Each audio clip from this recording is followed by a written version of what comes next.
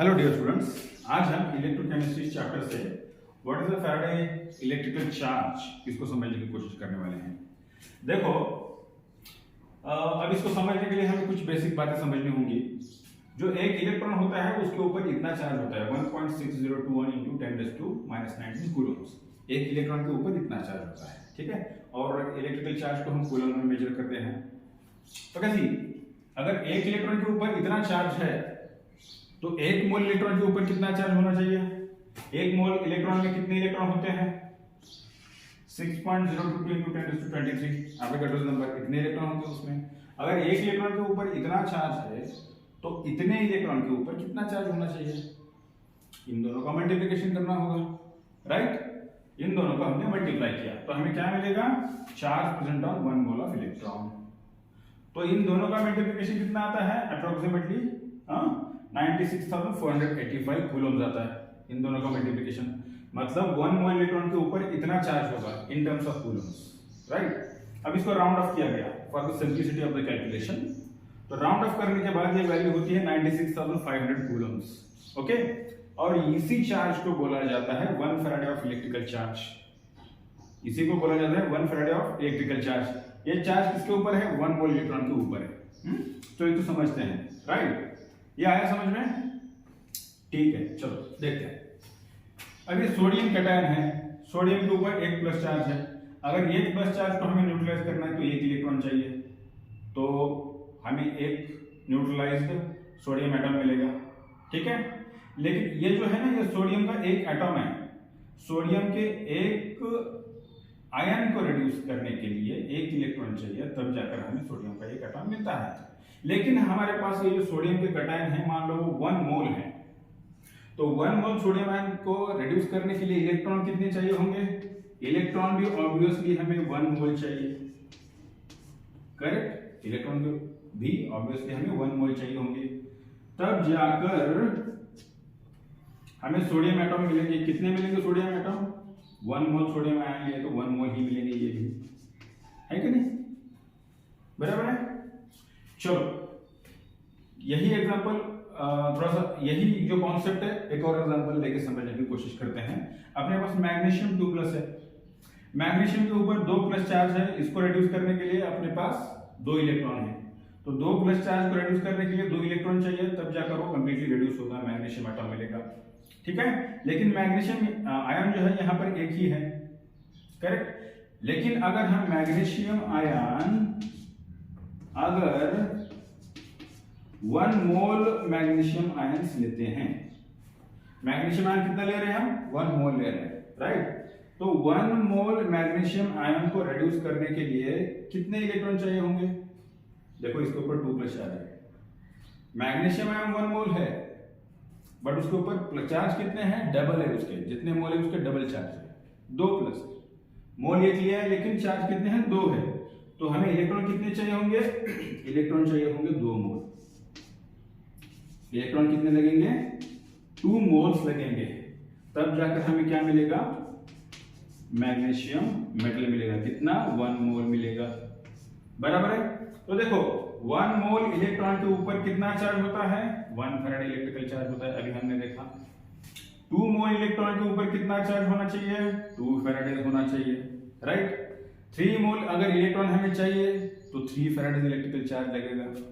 और अगर 5 मोल इलेक्ट्रॉन्स है तो 5 फैराडे इलेक्ट्रिकल चार्ज उसके ऊपर होगा, ठीक है।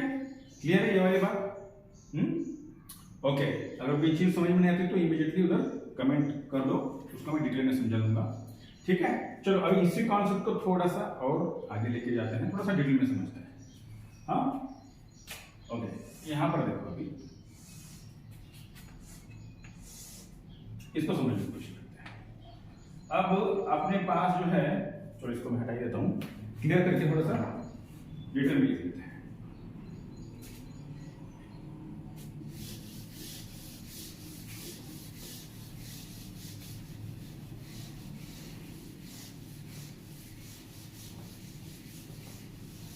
देखो, मान लो अपने पास MnO4 परमैंगनेट आयन है, राइट। अब परमैंगनेट आयन में जो मैंगनीज है उसकी ऑक्सीडेशन स्टेट क्या है, वो है +7। कैसे, देखो ये परमैंगनेट का जो है ना ये स्ट्रक्चर है इसका, ये परमैंगनेट आयन का स्ट्रक्चर ऐसे होता है। मैंगनीज कितने बॉन्ड बना रहा है ऑक्सीजन के साथ, 7 बॉन्ड बना रहा है। तो मैंगनीज की जो ऑक्सीडेशन स्टेट है इसमें +7 है। कितनी है इसमें ऑक्सीडेशन स्टेट मैंगनीज की, +7 है। परमैंगनेट को रिड्यूस करके उसका बनाया गया है मैंगनीज +2 बनाया गया है कि नहीं। मतलब कितना हो गया, वो +2 हो गया, +7 का +2 हो गया। मतलब कितना न्यूट्रलाइज हुआ, +5 न्यूट्रलाइज हुआ। +5 चार्ज को न्यूट्रलाइज करने के लिए 5 इलेक्ट्रॉन चाहिए, है कि नहीं, बराबर है। अगर 5 इलेक्ट्रॉन चाहिए कब, जब ये एक आयन है तब। लेकिन अगर हम इसको 1 मोल परमैंगनेट ले लेते हैं, 1 मोल लेना है, देखो +7 to +2 करने के लिए इलेक्ट्रॉन कितने चाहिए, 5 इलेक्ट्रॉन चाहिए, तब जाकर वो +2 बनेगा, ठीक है नहीं। +5 रिड्यूस होगा तो +2 बचेगा, मैंगनीज +2 बचेगा। लेकिन अगर परमैंगनेट हम 1 मोल ले लेते हैं, कितना लेना है परमैंगनेट, ये जो MnO4 है कितना लेना है, 1 मोल लेना है, हाँ 1 मोल लेना है। और एक परमैंगनेट आयन को रिड्यूस करने के लिए 5 इलेक्ट्रॉन चाहिए। 1 मोल परमैंगनेट को रिड्यूस करने के लिए कितने मोल चाहिए होंगे, फिर ऑब्वियसली 5 मोल इलेक्ट्रॉन लगेंगे हमें। इलेक्ट्रॉन कितने लगेंगे, 5 मोल्स इलेक्ट्रॉन लगेंगे, तब जाकर हमें 1 मोल ऑफ मैंगनीज 2+ लगेगा, करेक्ट। ये भी हमें 1 मोल मिलेंगे फिर, राइट। तो 5 मोल इलेक्ट्रॉन लग रहे हैं, तो 5 मोल इलेक्ट्रॉन के ऊपर कितना चार्ज होता है, 5 मोल इलेक्ट्रॉन के ऊपर होता है, 5 मोल electrons has 5 Faraday's of electrical charge, electrical charge, है ना। ओके, 5 फैराडे मतलब कितना होता है, 1 फैराडे तो हमें पता है, 1 Faraday is equal to 96,500 coulombs होता है। ये 1 फैराडे के ऊपर होता है, तो हमें 5 फैराडे लग रहा है, तो 5 फैराडे कितना होगा, 5 × 96,500 कूलम्स होगा, है ना। तो 1 मोल परमैंगनेट आयंस को रिड्यूस करने के लिए हमें कितना चार्ज चाहिए, कितना इलेक्ट्रिकल चार्ज चाहिए, 5 Faraday's of electrical charge, that is 5 × 96,500 Coulomb's में लगेगा, ठीक है।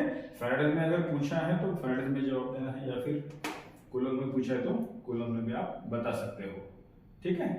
इस तरीके से जो फैराडेज है, फैराडेज इस कॉन्सेप्ट का जो यूज है इस तरीके से आप कर सकते हो। किसी भी रिडक्शन में कितने इलेक्ट्रॉन लग रहे हैं, नंबर ऑफ इलेक्ट्रॉन कैलकुलेट करके उसके ऊपर कितना चार्ज होगा ये आप कैलकुलेट कर सकते हो, है ना। तो अकॉर्डिंगली आपको आंसर देना है।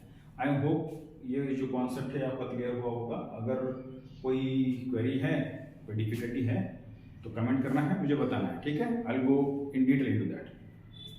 Okay then, thank you.